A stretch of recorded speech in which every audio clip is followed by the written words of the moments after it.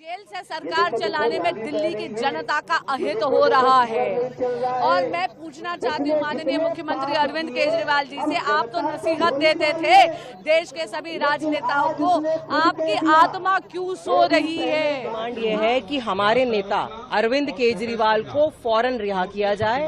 उनकी गिरफ्तारी डिमांड ये है कि हमारे नेता अरविंद केजरीवाल को फौरन रिहा किया जाए। उनकी गिरफ्तारी गैर कानूनी है। मोदी जी को डर है कि आने वाले लोकसभा चुनाव में अरविंद जी प्रचार ना करें, उनको प्रचार करने से रोकने के लिए गिरफ्तार किया गया है। दिल्लीના મુખ્યમંત્રી અરવિંદ કેજરીવાલની ધરપકડ, ઈડી કસ્ટડી અને તે બાદ આમ આદમી પાર્ટી તેમજ તેની સાથે સહયોગી પાર્ટી ઇન્ડિયા ગઠબંધન તમામ લોકો કેજરીવાલની ધરપકડ અને સરકારના આ નિર્ણય ઈડી અને સરકાર મળી વિપક્ષને ખતમ કરવા માંગે છે તેવી માંગ સાથે ધરણા પ્રદર્શન યોજી રહ્યા છે।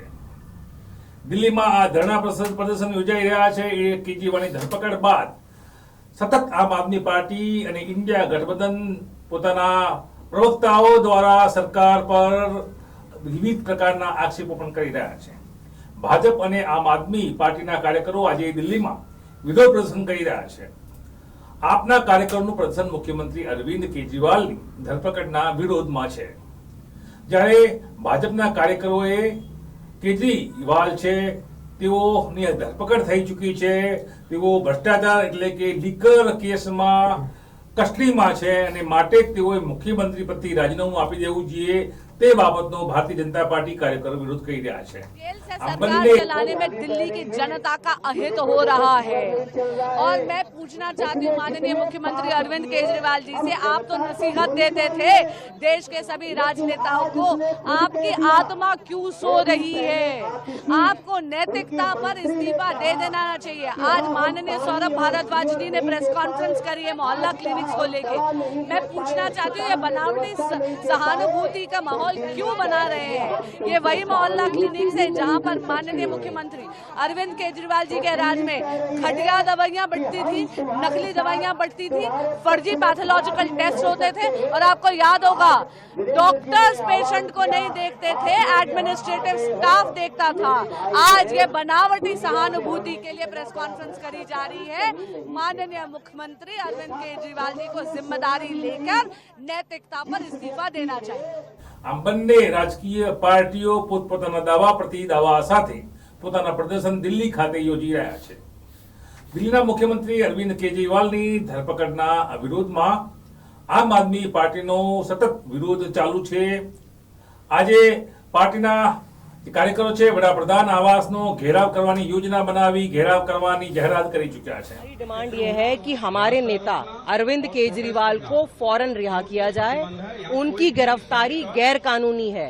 मोदी जी को डर है कि आने वाले लोकसभा चुनाव में अरविंद जी प्रचार ना करें, उनको प्रचार करने से रोकने के लिए गिरफ्तार किया गया है। મુખ્યમંત્રી અરવિંદ કેજરીવાલની 21મી માર્ચે દારૂ પોલિસી કૌભાંડ કેસમાં તેમના નિવાસસ્થાનેથી ધરપકડ કરવામાં આવી હતી। તે 28 માર્ચ સુધી ઈડીની હાલ તો કસ્ટડીમાં છે। આજે કેજરીવાલે ઈડી કસ્ટડીમાંથી પોતાનો બીજો સરકારી આદેશ જાહેર કર્યો છે। આપ મંત્રી સૌરભ ભારદ્વાજે કહ્યું હતું કે કેજરીવાલે સ્વાસ્થ્ય મંત્રાલયને સૂચના આપી છે કે ભલે હું કસ્ટડીમાં રહ્યો, જેલમાં છું, પરંતુ લોકોને તકલીફ ના થવી જોઈએ। મોહલ્લા ક્લિનિકના ગરીબો માટે દવાઓની કોઈ પણ પ્રકારની અછત ન પડવી જોઈએ। લોકોએ મફત ટેસ્ટ અને દવાઓ પૂરી પાડવામાં આવે। આ પહેલા કેજરીવાલે 24 માર્ચે પાણી મંત્રાલયના નામે પોતાનો જેલમાંથી એટલે કે ઈડી કસ્ટડીમાંથી પ્રથમ આદેશ જાહેર કર્યો હતો।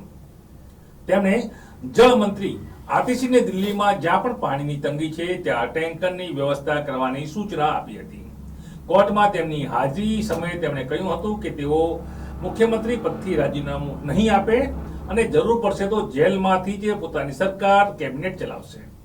આમ આદમી પાર્ટીના પીએમ આવાસ સુધીના પદયાત્રાને લઈને પોલીસે દિલ્હીમાં અભેદ સુરક્ષા વ્યવસ્થાનો કિલ્લો બનાવ્યો છે।